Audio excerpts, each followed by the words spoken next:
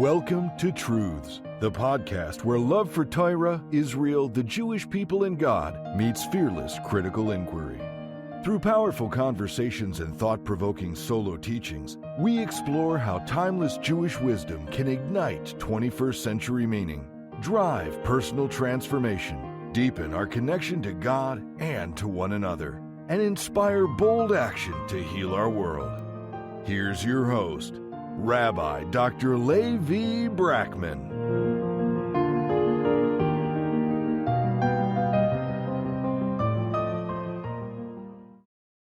Welcome to Truth, this Jewish wisdom for today. Thank you so much for joining. I'm your host, Levi Brackman. Before I begin, if you like this podcast, please like it, subscribe wherever you listen to the podcast, because that helps other people also find it, and it therefore helps get the message out and helps people who are interested in this content access it as well. Thank you so much. Now, in this episode, I'm sharing something a little different. Yesterday, my brother, Rabbi Eli Brackman, who is the Chabad rabbi at Oxford University, sent me a recording of a lecture that Professor Arthur Green gave to students at Oxford Chabad Center. When I watched it, I immediately felt that it belonged here on Truths, Jewish Wisdom for Today.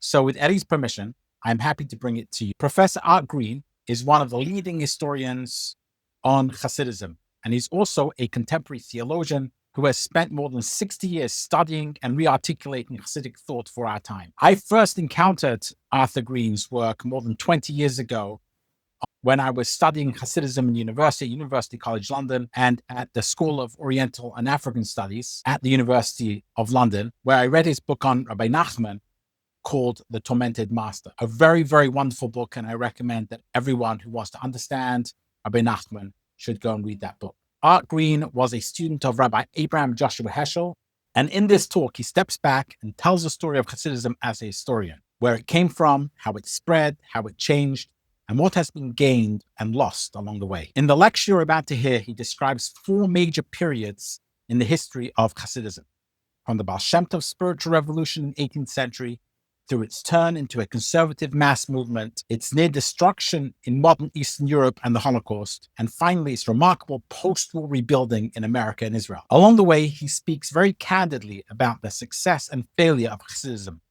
the power of its core insight that God is everywhere, and the ways that that insight has sometimes been diluted into mere habit and social identity. The talk also touches on Chabad, Breslov, dynastic leadership, the response to modernity, the impact of the Shoah on Hasidic faith, and the rise of Neo-Hasidism outside the traditional community. It's thoughtful, honest, and occasionally provocative.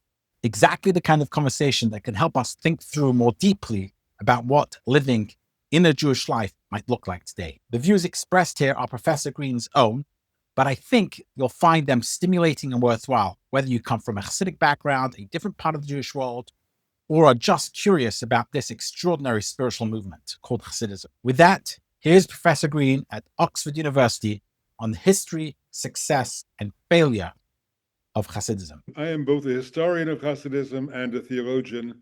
That is to say, a person who tries to take Hasidism and rewrite it for contemporary Jews, say what Hasidism might mean for Judaism of today or tomorrow. But tonight I decided I would be more historian than theologian, so I'm going to talk a little bit about how I see the history of Hasidism. And I've been studying Hasidism for the past 60 years, you might say. I began reading Hasidic texts under my great teacher, Rabbi Abraham Joshua Heschel, with whom I had the privilege to study, and I started studying Hasidut when I was 20 years old. I discovered Hasidism when I was 20 years old. I came from a background far from it, but I discovered Hasidism as an alternative pathway to Judaism. And I have been fascinated by Hasidism ever since, and both by its history and by its thought.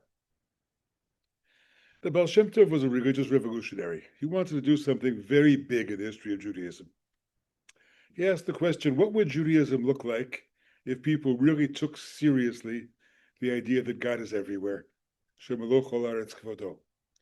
God is to be found in everything, that we live inside God, that God surrounds us and fills us, and there is essentially nothing but God.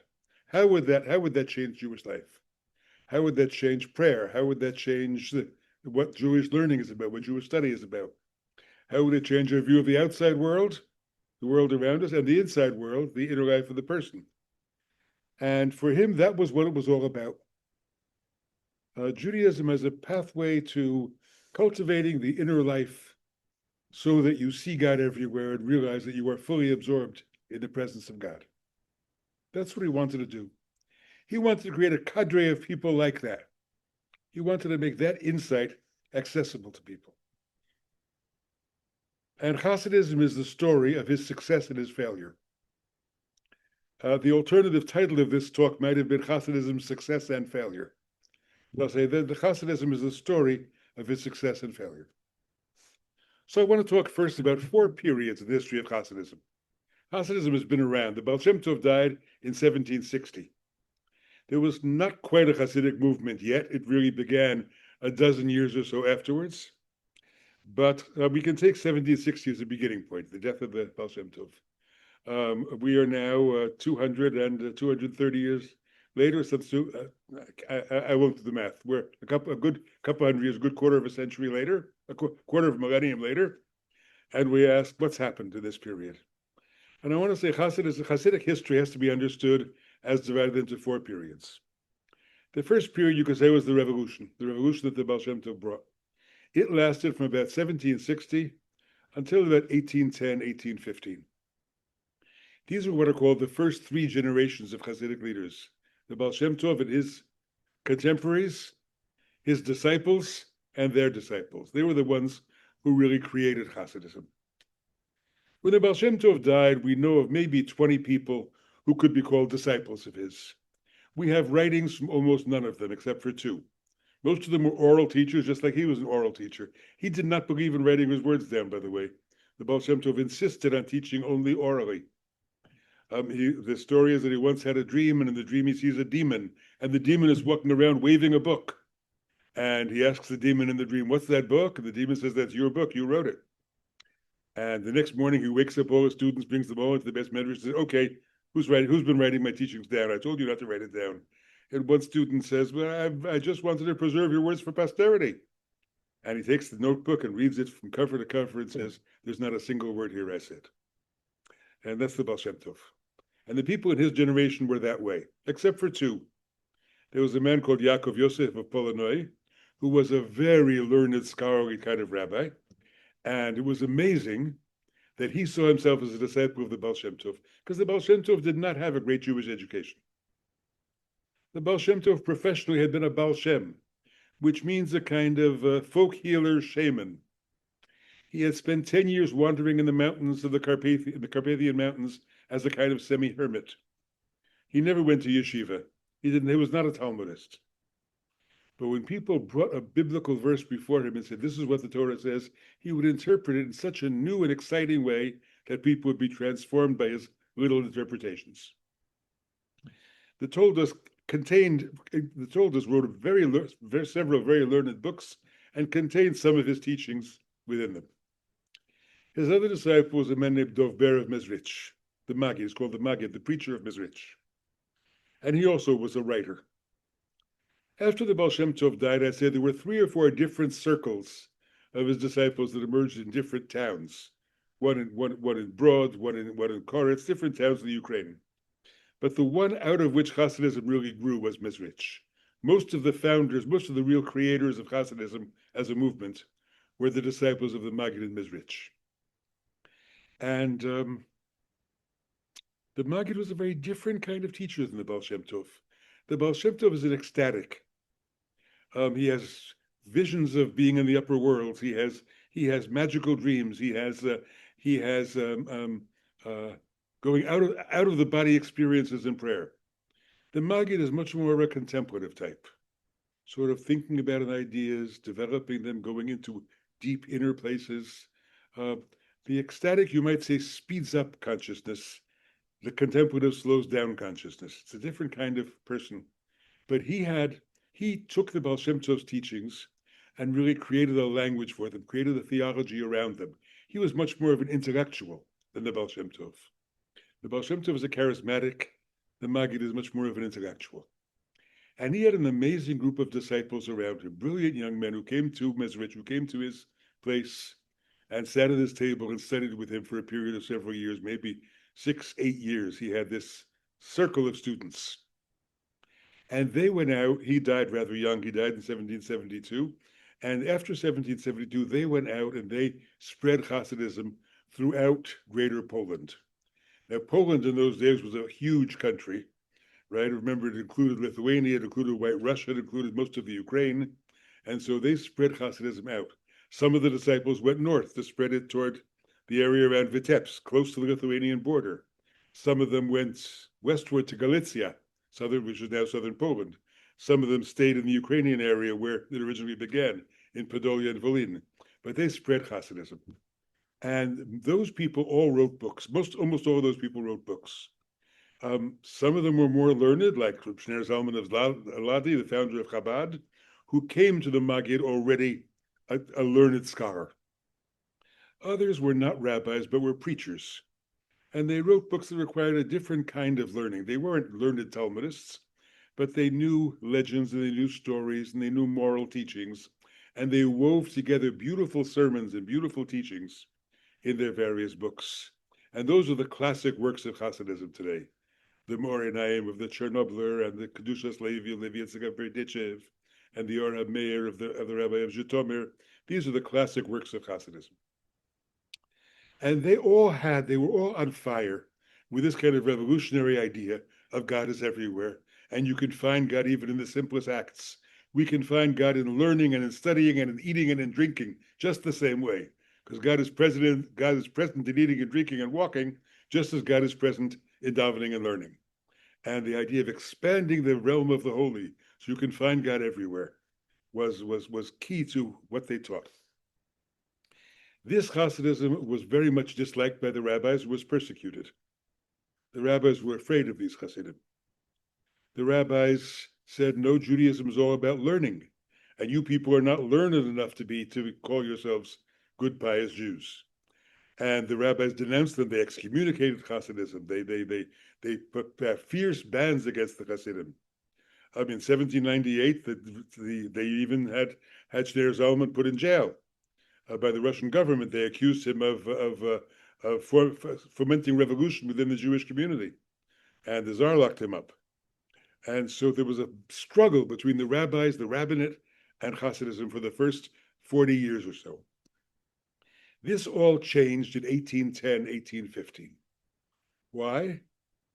First of all, because the generation of the Maggid's disciples died out. By 1815, the last one died in 1815. They were all gone.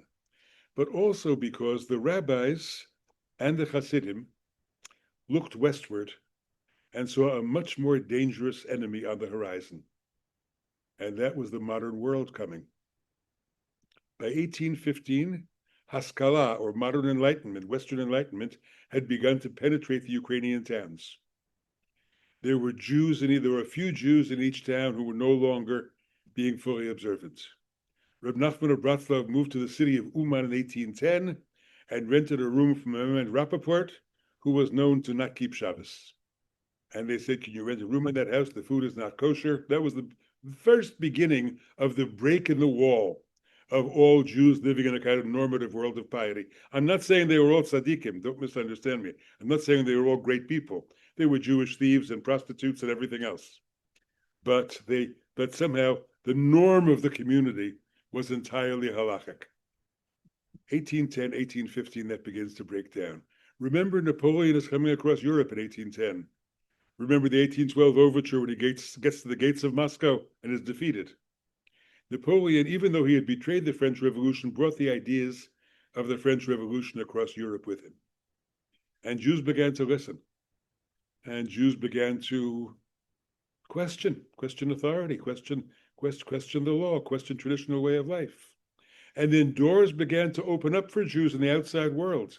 If you knew Russian and you had some money, you might get permission from the Tsar to move to St. Petersburg and start a business there.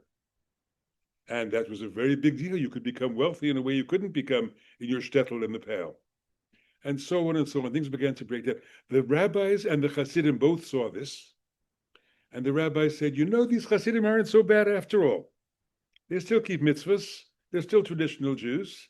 So we don't like the way they dance and sing when they daven. We don't like the way they scream in shul. But all right, let's make a covenant, the rabbis and the Hasidim together, to fight modernity. The Hasidim were thrilled because that meant they would not be persecuted by the rabbis anymore. So they agreed to join with the rabbis in enmity against modernity.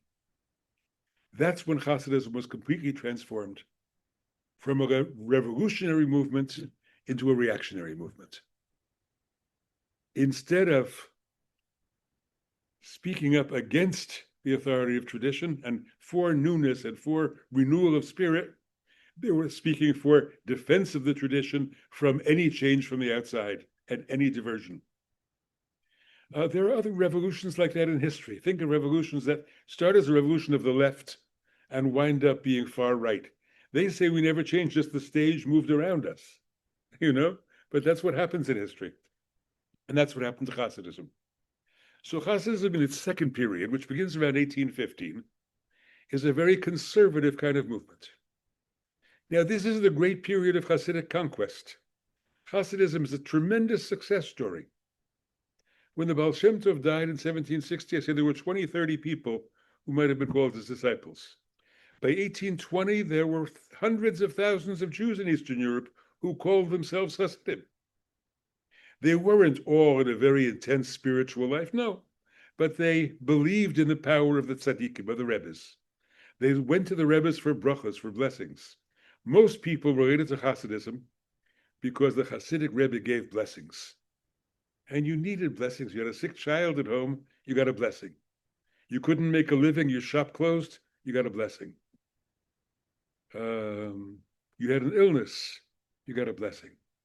And if you went to a Rebbe, the Rebbe, everybody knew, was a holy man, and you would pay him something, you would give him a kvittel, means a petition, and with the petition a gift, and he would pray for you, and that would help. That would make a difference in the eyes of heaven.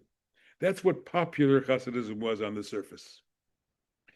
And as time went on, that kind of Hasidism overwhelmed the Baal Shem Tov's desire to have everybody see God everywhere. As Hasidism grew, naturally as a movement grows, it becomes more popularized and less intense. So the things that the Baal Shem Tov had asked his disciples to do, by 1830, 1840, only the Hasidic Rebbe is doing. The other people were there to support the Rebbe, were there to listen to the Rebbe, but it wasn't expected that they would all have this kind of intense spiritual life that the Baal Shem Tov had talked about. It was taken for granted that Hasidism was, after all, a religion of joy, and therefore go easy on people. Don't make people feel too guilty. The Baal Shem Tov did not want to make people feel too guilty about not observing every detail. But now Hasidism turned around and became very insistent on observing every detail, until Hasidism became known for being the most extreme form of Jewish practice. The most extreme halachic strictures were observed by the Hasidim. So they sort of outshone the rabbis in some ways in being strict about Jewish law, about Jewish practice. In this period, after 1815, the second period is 1815 till 1881. In this period, Hasidism is dominant in most of Poland and Galicia and Ukraine. Most Jews thought of themselves as Hasidim in a broad sense of believing in the Rebbes, supporting the Rebbes. In this period, Hasidism on the one hand triumphs, on the other hand becomes somewhat more ordinary. Of course I'm a Hasid. My grandfather was a Hasid. Of course I'm a Rebbe. My grandfather was a Rebbe. Hasidism made, I think, the tragic mistake of opting for a dynastic leadership. You became a Rebbe because your father was a Rebbe. And if that father had 8 sons, as in Chernobyl, each one of them became a Rebbe in a different town. That was, pardon the expression, the family business. If your last name was Twersky or Friedman, you became, or Schneerson, you became a Rebbe or close to the Rebbe, or a Rav who was very close to the Rebbe. And that's a problem because charisma does not pass in the genes. Right? Charisma does not pass in the genes. You can have a very charismatic spiritual figure like the Morinayim, but his grandson is not necessarily a charismatic. And if you are a Rebbe, if you are a Hasidic master, because your grandfather was, what do you see your job as doing? Preserving Judaism just the way it was in your grandfather's day. So the dynastic leadership also made for an ultra-conservative kind of point of view. But Hasidism thrived. People supported the Rebbes. Some of the Rebbes lived in grand style, like in Sadagera and in other places. There were Rebbes with palaces, Rebbes with many servants. The court of the Rebbe, the place where the Rebbe lived, was called the court, the Chatzer, and thousands of people sometimes would come for a Shabbos or for a holiday, and they would all bring gifts to the Rebbe, and the Rebbe was supported in grand style. And the Maskilim, the modern westernized Jews, made fun of Hasidism, laughed at the Rebbes, because they were taking money from poor people to live in high style. There was a lot of controversy about the Rebbes and their lifestyle. Why do I say this period ends in 1881? Because 1881 was the beginning of the great pogroms in Russia. And therefore was the beginning of the great movement out. Hundreds of thousands of Jews, millions of Jews, between 1881 and World War I, emigrated. The largest number to the United States, but also to England, Canada, and other places. So a large section of the Hasidic population, again, not the intimate Hasidim of the Rebbe, but the broader population, emigrated. When they went to America, they left Hasidism behind. There was a story in New York that there was in the port of New York, there was a special mountain under the sea where all the young men dropped their tefillin in the sea before they got off the boat. In America, they did not. Most were not observant, and certainly not Hasidic. But the other Jews also moved. They moved from shtetl to cities. Why? There was no way to make a living in the shtetl. The shtetl was barren. The Industrial Revolution comes to Poland in the late 19th century. Remember, it started in England in the 1820s. But by 1880, the Industrial Revolution has come to Poland. So my father's family, for example, my great-grandparents moved from two shtetl in Poland to Łódź in the 1890s. Łódź was a big industrial city. There were garment factories there. The Jews were all in the garment business. There were garment factories there, many of them owned by Jews that employed thousands of Jews. They had been from Hasidic families, but by the time that once they were in Łódź, they gave up their religion. Why? Because when you're working in a sweatshop 12 hours a day in the city, the labor organizer has more to say to you than the Hasidic Rebbe does. And so you start listening to the labor organizer or the socialist preacher instead of the Rebbe. The Rebbe represents the old-time religion of the shtetl, but the labor organizer is helping you get what you need to survive in the city. So many Jews turned leftist, many Jews turned against religion totally. If you were a Hasid at that period, you were lucky if your children were in the Mizrahi, which was sort of modern Zionist orthodoxy. Otherwise, your children became socialists or communists or Yiddishists. Remember, in 1939, now I'm jumping ahead, in 1939, just before the war, there were 3 million Jews in Poland. That was in the smaller Poland of post-World War. There were 3 million Jews in Poland. 3 million of the 6 million were Polish Jews. Of those 3 million, only a third were still observant. Sometimes we like to think, before the war, they were all holy tzaddikim. No, only a third were still observant. So the third period of Hasidism is from 1881 till 1939. And this is the period of struggle when Hasidism is trying to maintain its existence, but progressively becoming a minority within the Jewish community. More Jews are leaving than staying. Now, that was true in Poland, in all of Eastern Europe, already by the end of the 19th century. Hasidism in the Ukraine, where it began, which was its real root, Hasidism in the Ukraine began to fall apart by the 1880s or 1890s. Why? Because in the fourth and fifth generation of leaders, there were no great figures. The first, let's say Chernobyl is the great dynasty of the Ukraine. The Meor Naim is a great man, a beautiful teacher. I translated this book into English, and the Meor Naim. And his son carried it on. And his grandson still had large courts, were very famous. Reb David Tulner, Reb Avraham Trisker, and so on. But by the fourth generation, you don't even know the names. They're just descendants, fragmenting into smaller and smaller Hasidic groups, the Rebbe of Kapitchnitz and the Rebbe of this one and the Rebbe of that one. Each little town has a Rebbe, and they're not much. So Hasidism begins to collapse. If you've read Shalom Aleicham's Tevye book or seen Fiddler on the Roof, those are children of Hasidim. And the daughter, one daughter is marrying a revolutionary, and one daughter is marrying a non-Jew, and one daughter is marrying a soldier. And that's the Ukraine in the 1880s, 1890s. It's falling apart.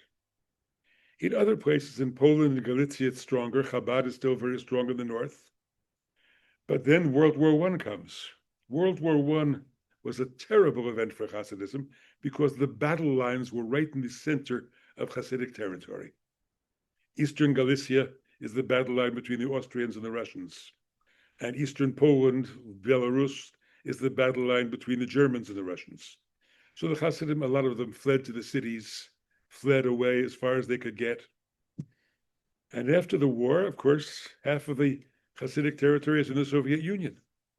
And the Soviet Union conducts this terrible campaign to eradicate religion, and especially to eradicate Hasidism, because it was the most blatant form of religion.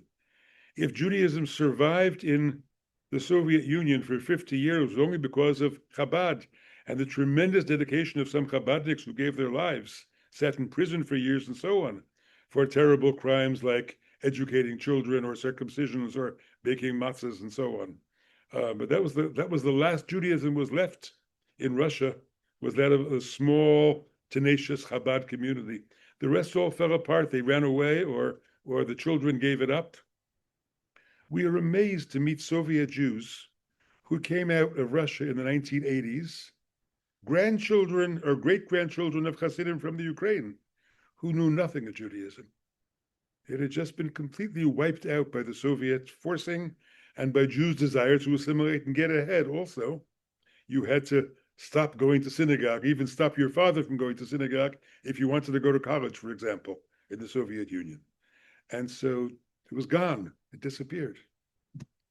So that's the third period, the period of struggle Hasidism struggling to survive. It tries to modernize in certain ways.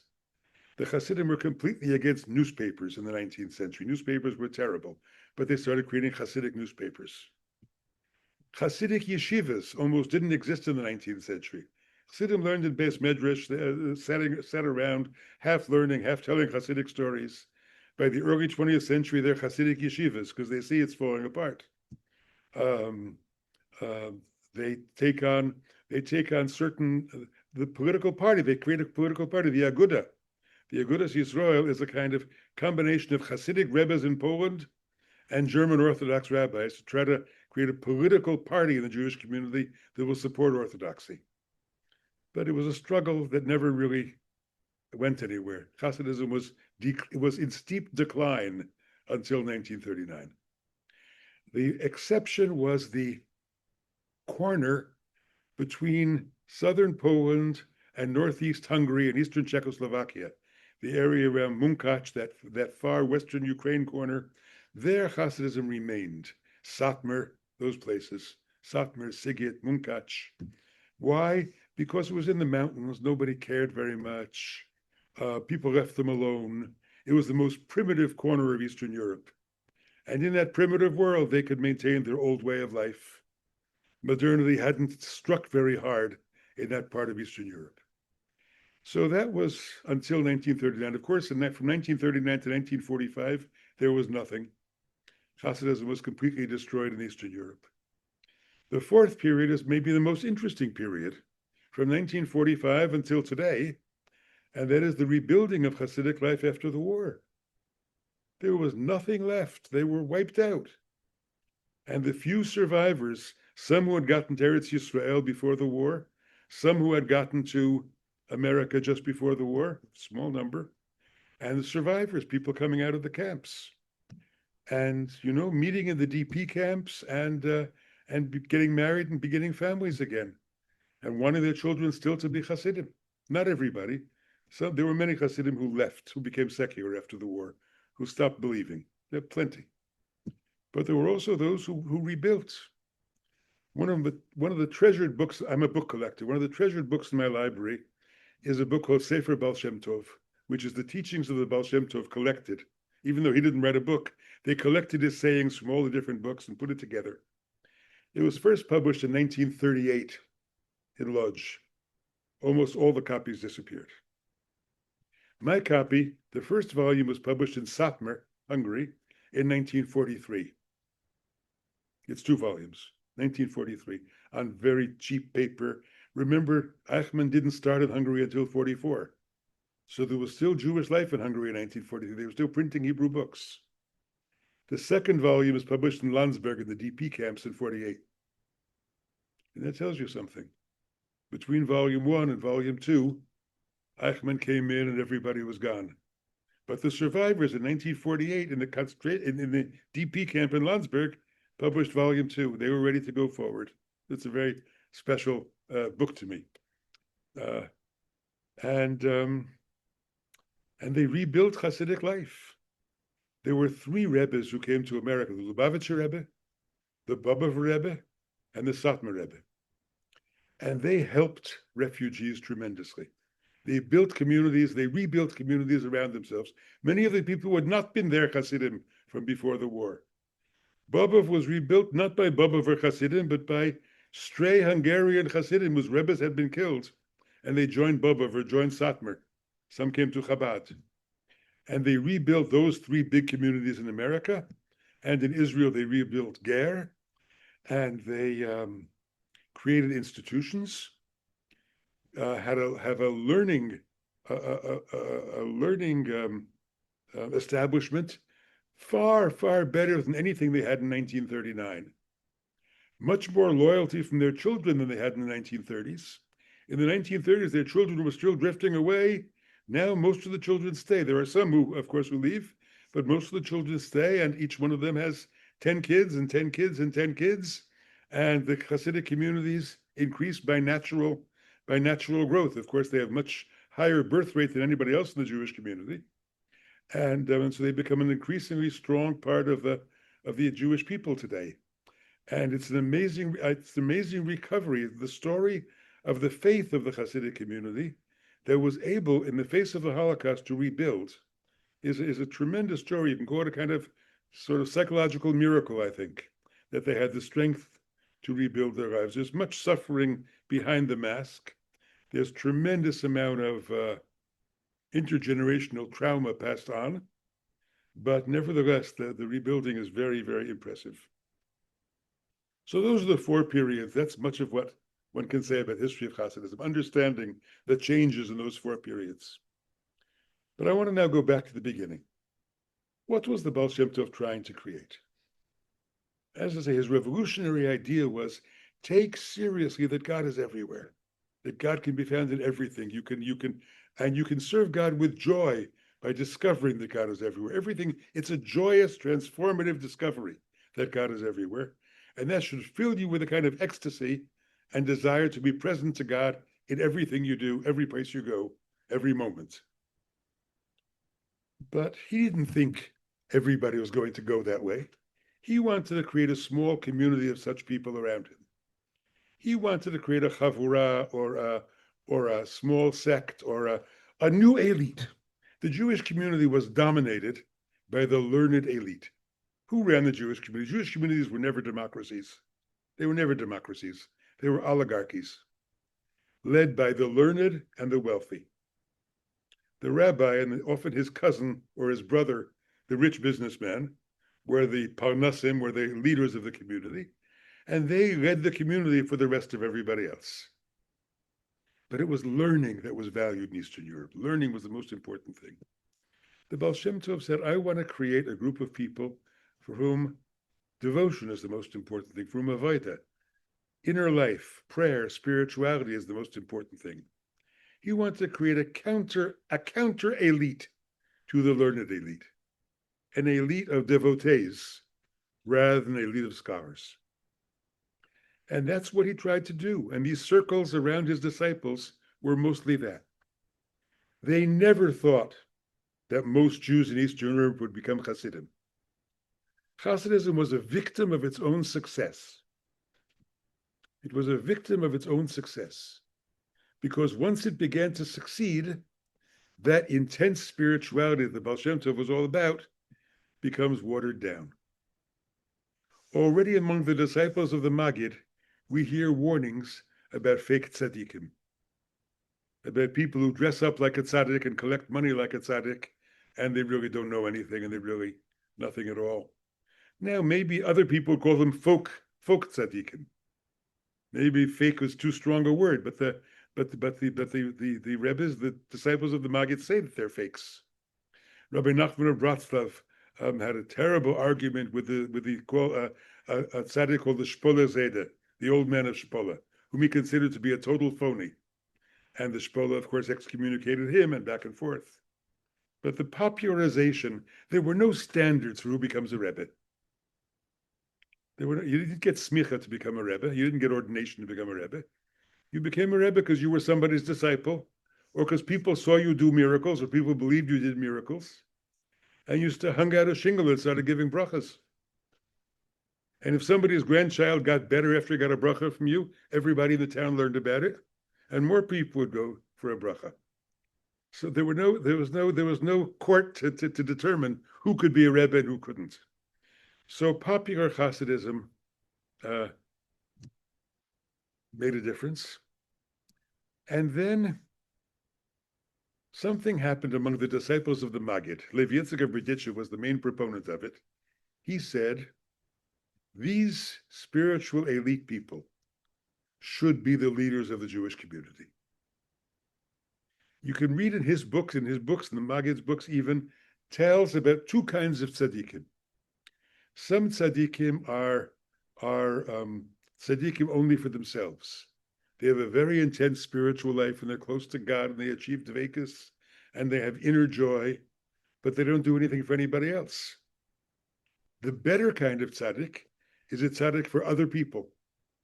We are a tzaddik who teaches people, who leads people.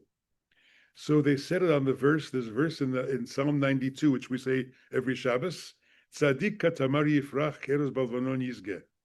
A tzaddik is like a palm tree, grows like sprouts like a palm tree, and grows like a cedar. He says, Levi Yitzchak says, some tzaddikim are just cedars. They grow very tall, but the leaves are so high up, nobody can reach them. And then there's a palm tree which grows out from the center, keeps growing out from the center, but everybody can touch the leaves. And that's what a tzaddik should be. And that means that tzaddik are the fit people to lead the community. And so a new kind of community organizing happens around the tzaddik. The tzaddik is your Rebbe, and you are his disciples, and that's your community. Never mind that you live in Kapitchinitz. It's all right. Kapitchinitz is the town you live in, but your Rebbe is in Sadagara. So you go to Sadagara to your Rebbe, and you give your tzedakah, you give your charitable gifts to the Rebbe, not to the local community. So the local communities don't like this, because the Rebbe is becoming the new center of leadership. And that's the success of Hasidism, but it's also the failure of Hasidism, because the Rebbe is so busy being a communal leader and giving out blessings that Hasidism in the land of Israel, Hasidism in Eretz Yisrael, begins in 1777. The leaders of Hasidism in Russia decide to go settle in Eretz Yisrael. And they create the first Hasidic community. It's in Tiberias. They wind up settling in Tiberias. Jerusalem was not an easy place to settle at that point. Why did they leave? Most historians say they left because the Misnagdim were persecuting them so much. And it's true, there was persecution.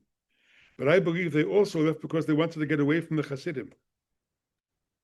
You could not have a spiritual life if you had a long line of people outside your door every day wanting to tell you their troubles and get brachas. When this small group of 50 Hasidim or so went to Eretz Yisrael, they created a very intense hothouse, a spiritual hothouse in Tiberias. And Rabbi Abraham Kalisker, who's the second Rebbe who went there, writes about dibuk chaverim, the attachment of chaverim, the close intimacy of the members of the community was an essential part of their Hasidic experience. You couldn't do that in Eastern Europe because there were too many people pulling you in all directions. So it became, that group that went Tiberias was like a monastic pull away. And since I use that word monastic, I want to say something else.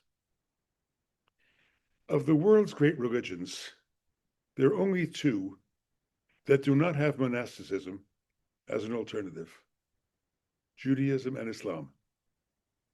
In every other religion, Hinduism, Buddhism, Christianity, both Eastern and Western, Confucianism and Confucian monasteries, there are Shinto monasteries in Japan. Religion is primarily for the monks. The people are secondary. The great religious books are all written for monks and maybe nuns to read. The people are mostly illiterate. Literacy was mostly confined to the monasteries. It was true in most of those societies. Judaism and Islam had no monasteries. That's why they had to create Sufism and Hasidism. Sufism and Hasidism are both, I would call them, meant to be quasi-monastic movements. Not to be celibate, of course, chas v'sholom. Everybody, every Jew and every Muslim man was expected to marry and have children and be a householder. So you had a household, you had your children, but for a special yontif, you went to the Rebbe. For a special celebration, you went to the Rebbe. Your chaverim, the people with whom you shared your spiritual life, were the fellow disciples of the Rebbe. The Rebbe's court, like the Sufi lodge, is a very intense male bonding group where you have deep relationships, deep love between the disciples and love for the Rebbe. The Rebbe loves the disciples and they love one another. Your sexual life, of course, is with your wife at home. That's different. And you love your children and you love your wife. But there's an intensity of true communal love in the group around the Rebbe. And that's the way it works in Judaism and in Islam, because there are always people who want a higher level of spirituality than you can expect of most people. So if you don't have a monastery, you create these quasi-monastic movements. In Judaism, they have a long history before the Baal Shem Tov. Hasidic Ashkenaz in the 13th century, and the disciples of the sons of the son of the Rambam in Egypt and so on. There are a lot of, in Tzfat, there are a lot of earlier groups like that are sort of quasi-Hasidic groups. So that lasted, and those groups became smaller when Hasidism became more popular, became more open. So, of course, over the years, a great variety of Hasidic communities develops. If you look at groups like Ger and like Satmar and like Chabad, they're so different. And Breslov, clearly Breslov, you might ask, what do they have in common? What makes them all Hasidim? Because the style of their lives are very different. The style of their worship is very different. They all observe the same halacha, but so do non-Hasidic Jews. So what makes them Hasidim? Well, it's the memory of the Baal Shem Tov, the stories of the Baal Shem Tov, and a sense also that the inner life is still important, even if only the Rebbe practices it. But there are various attempts within Hasidism for revivals. When Hasidism is beginning to become just inherited tradition, you have revivalists. Rabbi Nachman of Breslov is the first revivalist within Hasidism. He wants to take Hasidism back and transform it and change it and wake it up. In 19th century Poland, you have the Kotzker Rebbe, who hates the idea that anybody is a Hasid by descent. You have to become a Hasid by conversion of the heart, not because your father was a Hasid. We have a fellow named Reb Arla Roth in Hungary in the early 20th century, who does the same thing, tries to renew the spirit of Hasidism. But those are marginal. Hasidism declines as the years go on. So now I want to wind up by telling you a story. I have a story within a story. The story of how I heard this story comes first. It is 1960, and I am 19 years old, and I'm the youth director at a synagogue in Greater Boston, conservative synagogue. And I have my youth group meeting on a Sunday morning, and when my youth group finishes, the rabbi of the shul calls me over and says, "There's a gentleman here who needs a ride to the train station. Would you give him a ride?" And an elderly Yerushalayim chassid in full regalia, long beard, full regalia, long payas, comes out. He was obviously a schnorrer. He was seeking a donation from the Rebbe. So I said, "Sure, I'll be glad to take you." I speak a pretty fluent Yiddish, so the whole conversation took place in Yiddish. And I said, "What kind of chassid are you?" And he told me which sect he belonged to. And I said, "And for whom are you raising money?" He said, for the Kamenetzer Yeshiva. I said, "The Kamenetzer Yeshiva is a well-known Misnagdish Yeshiva, anti-Hasidic Yeshiva. How does a chassid of such a Rebbe come to be collecting money for the Kamenetzer Yeshiva?" And he says, "Let me tell you a story." And this is the story he told me. He said, once in the old days, there was, anybody understand Yiddish? A little bit or something. Once in the old days, there was a Yida Yishuvnik. That means a Jew who lived in a little village, mostly among non-Jews, probably had an inn in the village, and he was the only Jewish family there. But he did well. He was a wealthy man, probably had a liquor license, a license to produce liquor in the inn. That's how you made money in those days. This man had 2 daughters. When time came for the older daughter to get married, he went to the nearby town, to the Rosh Yeshiva, and said, "Listen, I want a chassan, I want a mate for my daughter. And I'll give I want your best bacher, your best young man, and I'll give you a big donation to the yeshiva because I have a lot of money." And he gives a big donation. He gets a very learned young man who comes home to this little yeshuv, to this little village, with his father-in-law. He lives what's called afkest, means his father-in-law supports him. And he sits at the table, and there's Gemara open. He eats his meals. Gemara is always open. This man is very rich, no problem. The son-in-law has only one quirk. The rest no fleischiks. He only eats meat meals, doesn't eat dairy. No problem. The man is rich. He gives him chops and steaks, whatever he wants. He's happy to feed him. He sits there with his Gemara and learns and eats. 2 years later, the younger daughter, it's time for her to get married. He had very good luck. So he goes back to the yeshiva. And he says, "I'll give you another donation. I want another son-in-law. I have another daughter." Another donation, another son-in-law. Comes back to the village. Eres no milchiks. He eats only dairy. He's a vegetarian, doesn't eat meat. He only wants dairy. No problem. The guy is rich. Cream and butter, whatever you want. But then, das Rädel dreht sich, things turn around a little bit, and the man begins to lose his money. And the rich son, the fleishik son-in-law, the meat son-in-law, instead of getting steaks and chops, gets chopped liver and gets stuffed milts and gets kishke, all the cheap cuts that we consider Jewish food from Eastern Europe. And the milchik son-in-law, instead of getting cheese and cream, gets pirogin and blintzes and things with a little bit of dairy stuffed in them, but more and more dough and less cheese. Can't help it, he's gotten poor. Finally, the wheel turns again, and the man loses everything he has. He has no money left. Maybe one of those decrees came from the Tsar against Jews living in the villages, as happened periodically. They had nothing to eat in the house except dried potatoes. But the fleishik son-in-law sat at his table and ate the dried potatoes in his fleishik kelim, in his meat dishes, and the milchik son-in-law sat at his table and ate the dried potatoes in his dairy dishes. A guest comes in one day, and he looks around. He sees these 2 men sitting at 2 different tables. What's going on here? He says, "Deres fleishiks and deres milchiks." He's eating meat and he's eating dairy. Of course, they have to sit at separate tables. And the man says, "I'll give you the punchline in Yiddish." The man says, "So doch dasselbe ausgetrocknete Bulbes, das essen zusammen. They're the same lousy dry potatoes. Let them eat together." So this man says to me, once Hasidism was truly Hasidism, and Misnagdis, anti-Hasidism, was truly anti-Hasidism. Today, it's all the same dried potatoes. Why shouldn't we eat together? That is the story of both the success and failure of Hasidism. You understand the success and failure? It became completely acceptable within the ultra-Orthodox community.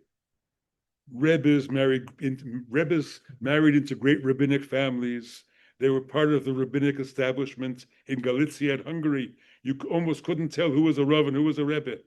You had Hasidic Rebbes who were more known for their halachic works than for their Hasidic teachings. They were completely accepted. Isn't that wonderful? They're completely accepted, except what they had to eat was the same dried potatoes. So that's how Hasidism is a great success story in the history of Judaism. A quarter of a millennium later, they have tremendous influence still in the Jewish community. But you ask how much of the heart is still there. And as we were talking about before, you find it here and there. You do find it here and there. You find some of it in Chabad, and some of it in Breslov, and a few other places. But much of it is dried potatoes. Thank you. Thanks for listening. Thank you so much. Take some questions. Questions, conversation. I'm glad to. Yeah. Go ahead, please. Yeah, you said that only a third of Jews in Eastern Europe, In Poland, yeah, before the war, Mhm. in Poland, Yeah. were observant. we're still observant. Yes. I think that that would maybe strictly observant with 1/3, but there were many that observed some mitzvot without being straight down the line. Yeah. I imagine so. I'm sure the majority of Jews at that time were, to some extent, traditional. I don't know. You have to ask. You have to. I mean, there are people who know this as demographers or social historians of Polish Jewry in the 20th century, and I'm not an expert enough to tell you exactly how you determine that. Remember what happened. Somebody said to me something interesting once. Said liberal Judaism is a creation of Protestant societies. Liberal Judaism is a creation of Jews living in Protestant societies. In Protestant societies, if you don't like the church, you build another church next door. And people come to your church for your ideas. In Catholic societies and Eastern Orthodox societies, the church is the church. It doesn't change. You don't like it, you leave the church, you become an atheist. Jews in Poland were mostly lived on that model. Either you were religious, meaning you were a believer and a Shema Mitzvahs, or if you left, remember how strong the Bund was, and how strong Yiddishism was, and Jewish and Zionism. And most of these were alternatives to religion. And most of those people did not observe. Now there were people of course, there are always people in between. When Israel used to talk about their datim and chilonim, it wasn't true, because the majority of the Israeli population is somewhere in between. So I'm sure there was, but modern Judaism didn't exist in Poland. There was one liberal synagogue in Warsaw, and I think one in Krakow, and that was it. Otherwise, it was completely old world Orthodox, or you were secular. And much of East European Jewry became that way, and that's why secular Israeli Jews are so alienated from Judaism, because they came from most of those secularized families, or they lost their families during the war and are so angry at God for that. And the chip on the shoulder that so many secular Israelis have with regard to religion is still very strong. So it's still there. It's still a real issue. Please. I have two. Thank you for the talk. I have two questions. One of them is about the period where Hasidism becomes an ally, the establishment. Be curious if you could elaborate on what were kind of the steps of that. Were there official letters of saying, now you're fine? And No, it doesn't work that way. Yes. How did, when Hasidism became part of the establishment in the second period, how did it work? Were there letters saying you're fine? Did they take back the cherem of the Vilna Gaon? No. But they stopped enforcing it. And they started, first of all, we have marriages between families of Hasidic Rebbes and distinguished rabbinic lineage families in Galicia, especially. A Hasidic family marrying into somebody like the Halevi Horvitz family or the Rappaport family. These were old families of almost Jewish nobility, which had great rabbis in every generation in one town or another. So they were accepting of them in marriages. And that means you didn't object if you were just a businessman and your daughter wanted to marry a chassid. It wasn't forbidden the way it was in the early years. So intermarriage was open. The gates to intermarriage between Hasidim and Misnagdim became open. you accepted that in your town there'd be a great synagogue, and the great synagogue would still daven Nusach Ashkenaz, would still follow the old traditions of Eastern Europe, but there would be a shtibel maybe next door or maybe down the street from the main synagogue, which would be Nusach Sfard, which would be for the Hasidic people to daven there. And it was all okay, and you were friends, and it was acceptable, and it wasn't laughed at. The people who were laughing at Hasidism by then were the modernizers, were the maskilim. And the battle was between Haskalah and Hasidism, no longer between the rabbinate and Hasidism. There were some minor differences in custom, but remember, the Hasidim always remained observant. In the early charamot, in the early bans against Hasidism, they've been published. You can read the documents where the Vilna community, the Brody community denounces Hasidism. And you go on for 5 or 6 pages. This is the most terrible thing that's happened in history. And the angels are weeping, and we should all light black candles, and heaven is in distress about this, and it's so terrible and terrible and terrible. On page 5, you finally get, so what did they do? They daven mincha after the stars come out. Right? They slaughter, they check the slaughterer's knives in a certain different way, in a Sephardic way, rather than an Ashkenazic way. Those were the biggest infringements of halakha they could find against the Hasidim. So once they were ready to make peace, there weren't halakhic obstacles to making peace with Hasidism. And the Hasidim came home to them as well. You had a second question. Yeah, my second question is about, because you compared Hasidism to monasticism. The question arose in me: where are the women? Where are the nuns? Yeah, there are none. Hasidism is a male movement. I mean, we can say all kinds of nice apologetic things to try to say, oh, how highly they value the woman in the Jewish home and blah, blah, blah. I can give you that speech. Hasidism was a movement of men. And the Hasidic court was a very intense male bonding group. I think that was a healthy thing. I think men have lost that in recent society, and that's part of the terrible problems we're having now with boys and young men's education. That male bonding, the intense relationships and close fellowship among men, which some people had in the Masons, and some people had in other kinds of organizations, fraternal organizations, has now disappeared. It exists still in sports. And you see sports teams that win, and they're all jumping on each other and hugging each other and loving each other. And to me, that's very touching, because it shows that kind of affection is still there. But people live in such isolation today, and people live in such fear of expressing emotion, that much of that is lost. And I'm a person who comes from the liberal Jewish world. I now daven in the Chabad minyan.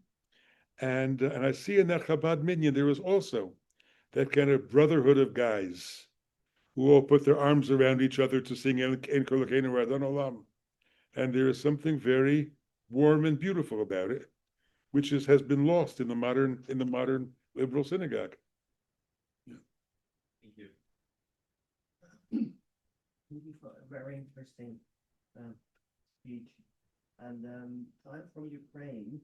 And I'm interested in if any, specifically perhaps Ukrainian realities during the time of Baal Shem Tov contributed to the course of development of his kind of intellectual life, and maybe a couple of generations after him.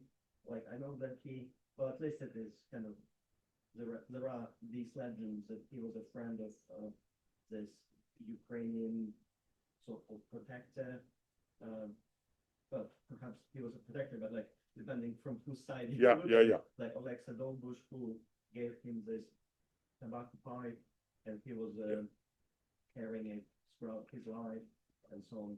So, like, if you can perhaps elaborate on it. This has been speculated about for a long time.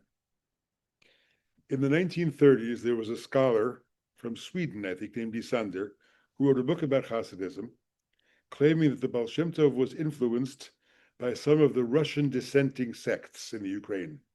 There were groups some of them were the Duchelbars later, and some of them were the old believers, and some of them had very intense religious communities and spiritual teachers. There was a group called the Chyost, and some people say he tried to say they influenced Hasidism. In the 1960s, somebody else wrote about that, and Gershom Scholem said, no, no, no. But he was wrong. They were certainly some influence. The Baal Shem Tov was a hermit in the mountains, in the Carpathian Mountains. Those mountains were full of monasteries, both Ukrainian monasteries and Moldavian monasteries from the other side. And in those monasteries, and many of those monks were also hermits in the mountains. And they preserved very old traditions. They had a tradition in those monasteries of what's called Hesiakism. Hesiakism is praying by reciting the name of Jesus over and over and over again. Very simple prayer, but very intense prayer. The Baal Shem Tov, there's a story about the Baal Shem Tov that somebody said, I don't know how to pray because I forgot what I learned as a child. All I remember is the alphabet. So I will pray Aleph, Bez, Gimel, and God, you make the words. And he prayed like that. That's a little bit close to that simple prayer of just saying the name. There are some cultural influences. The cultural style is very East European. I happen to have grown up among Ukrainians. In the city I lived in America, there was a very big Ukrainian community, and our neighbors were Ukrainians. Some anti-Semites, some not. People I knew were not anti-Semites. And I remember going to Ukrainian church. Ukrainian so-called Greco-Catholic church. Ukrainian they had two churches, a Catholic church and an Orthodox church. They had both. Depends. One day you went to one day you went to another. I remember going with Mrs. Chomyak, my neighbor, to the church when I was a child.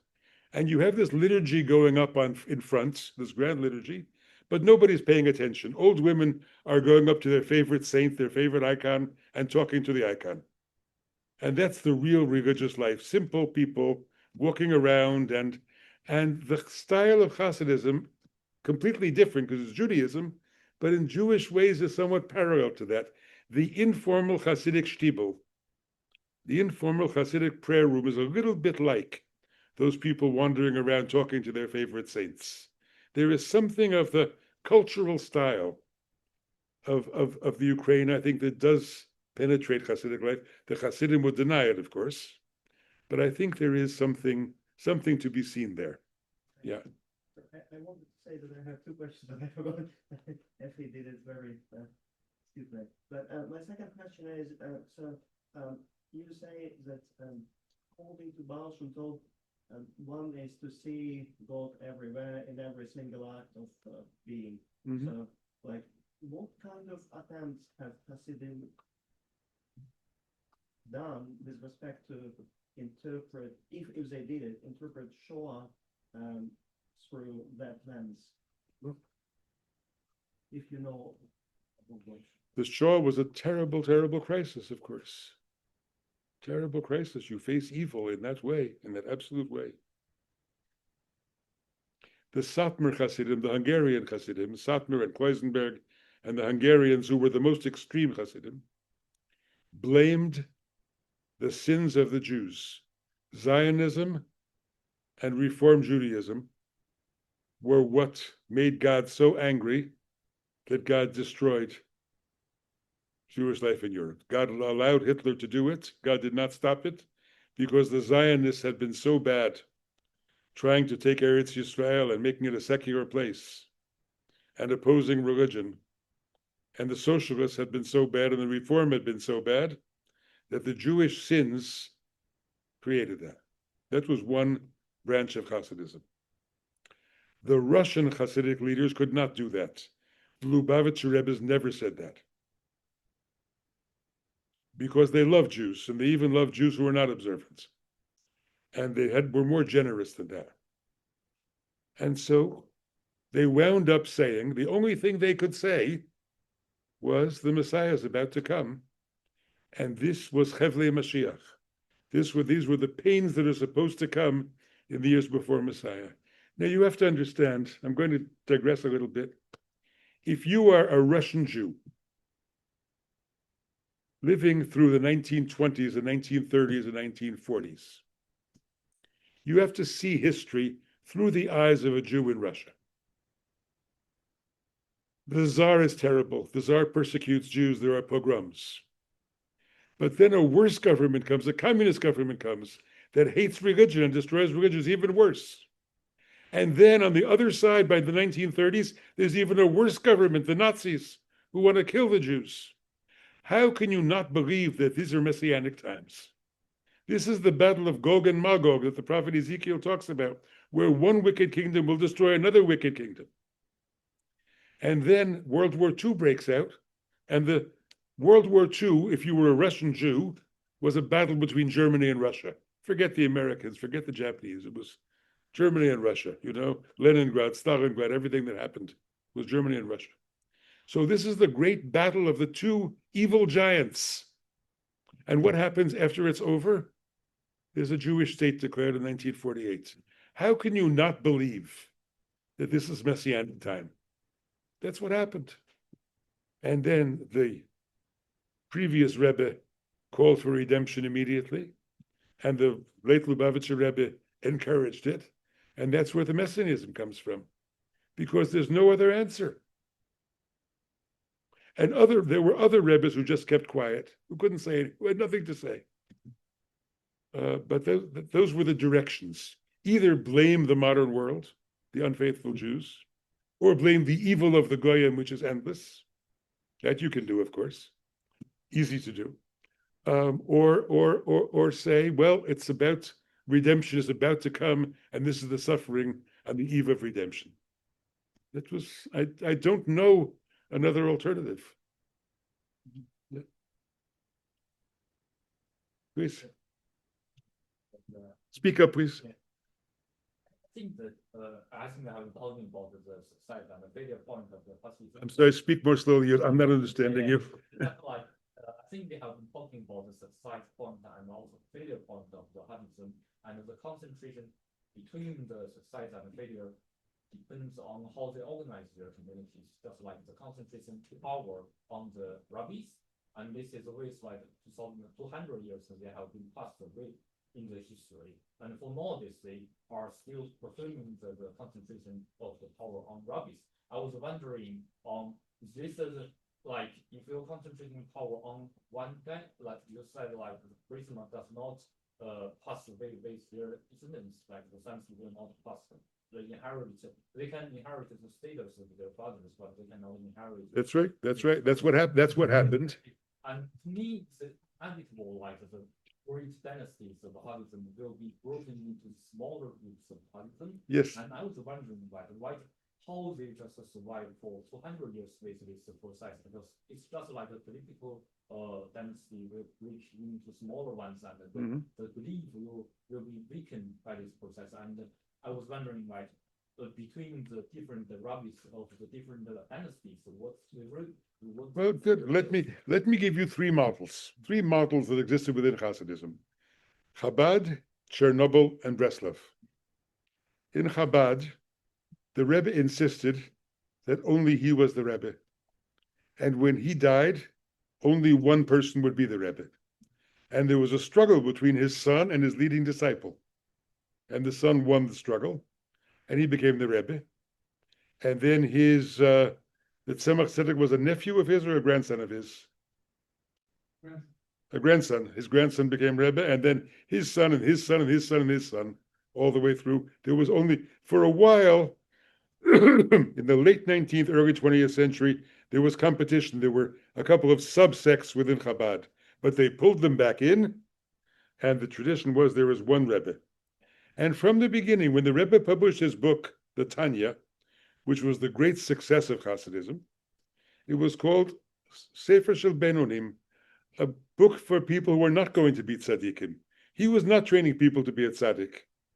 Only he and his successor was the tzaddik. There was only one in the generation.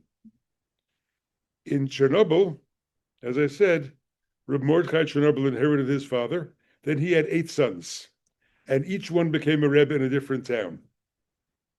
Twisk and Orna Staple and Rachmis Trivka, and I used to told I used to be able to name them all. I can't anymore probably. And their sons became Rebbes in different towns. So there were so many Chernobyl Rebbes by the 4th generation or 5th generation. They were Rebbes over 10 people. They were Rebbes over one little town or one little district.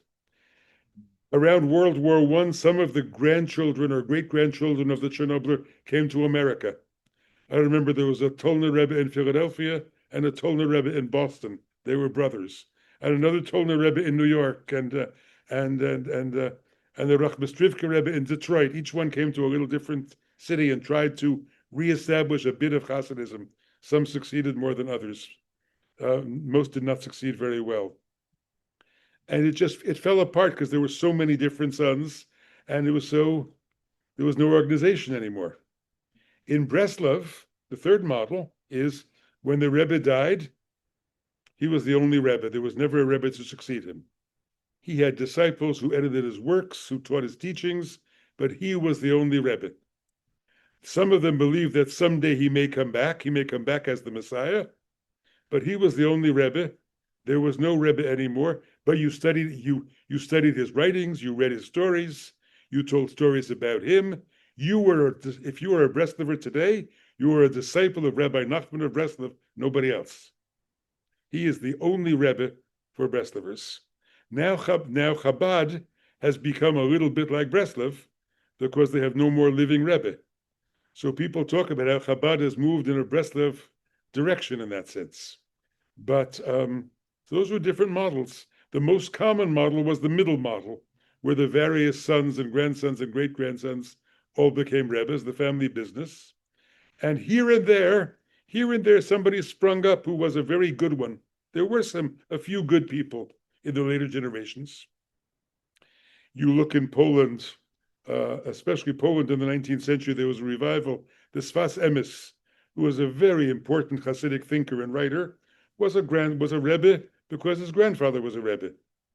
His grandfather had 11 children, and they all died during his lifetime. And then the grandson became the Rebbe, and he became a great figure. And I've studied and taught his work for many years. And he was a grandson Rebbe, so occasionally it happened.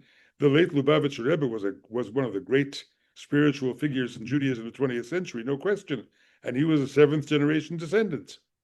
So sometimes it happens, but you can't count on it. Yeah. And what's the views of the followers of each rabbis there? The views of what? Views of the followers of the common people are following one rabbi, right? Yes. And what is their views on different rabbis? Well, it depends. There are some strong dislikes. You see, can I go back to history for another minute? As I said, Hasidism was mostly created by the disciples of the Maggid of Mezritch. But the Baal Shem Tov's grandson, a man named Baruch of Mezritch, the Baal Shem Tov's grandson, wanted to claim Hasidism back for the Baal Shem Tov's family. He said, how come I'm the Baal Shem Tov's grandson and all these people are going to Levi Yitzchak and Chernobyl and so on, who didn't even know the Baal Shem Tov? He tried to bring it back. And then there was a big controversy between Chabad and Reb Baruch of Mezritch. Some people, I can't go into all the details, but there was a controversy there. And then there have been other controversies in the history of Hasidism. The disciples of the Rizhiner Rebbe, these descendants of the Rizhiner Rebbe, lived in grand style.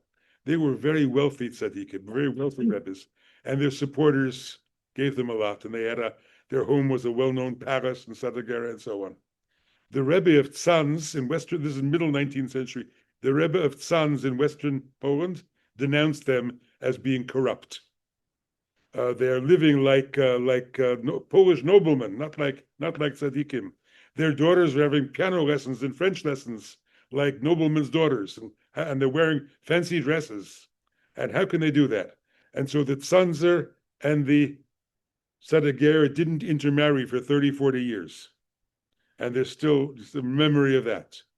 Chabad was mostly excluded from the rest of the Hasidic community. The other Rebbe's families all intermarried. Teitelbaums married Halberstams, and Halberstams married Friedmans, and Friedmans married Perloffs, but Schneersons married Schneersons. They were not accepted quite in the mainstream, more Polish and Galician Hasidic community. They came from a different district, northern White Russia, and they were kind of off by themselves. They were a little bit more modern, a little bit more compromised, as some of the other Hasidim saw them as a little bit more compromised, a little bit more permitting a little secular learning, permitting a little some changes in Jewish life that the others didn't like. So they were sort of excluded from the club of the Rebbeische families, I would say. Yeah. A lot of interest, that's good. Hey, your thoughts about the future of Hasidism, perhaps maybe the next 50 years or so, 100 years, like what you can see, what are the directions and vectors along which Hasidism is moving currently, and they might bring it in the future. I am a historian and a theologian, but not a prophet. So I cannot tell you what the future will be. I think, from what I see, not much that is very creative will happen in most of the Hasidic community. I think they will hold on. They will hold most of their children loyal for another several generations. Beyond that, I can't imagine. Some people will leave the Hasidic community. The people who leave are very important people. The people who are ex-Hasidim, who don't run away from Judaism altogether, may be very creative people, because they have a very deep Jewish soul and a very deep feeling for Judaism. And they come out and they begin to mix with Jewish seekers who are trying to find a way into Judaism. And they often are very creative, very interesting, the people who leave. The people who stay in most Hasidic groups are mostly less interesting. Some of them are wonderful human beings, and they're very good to each other and do wonderful things, but they're not going to create very much that's new.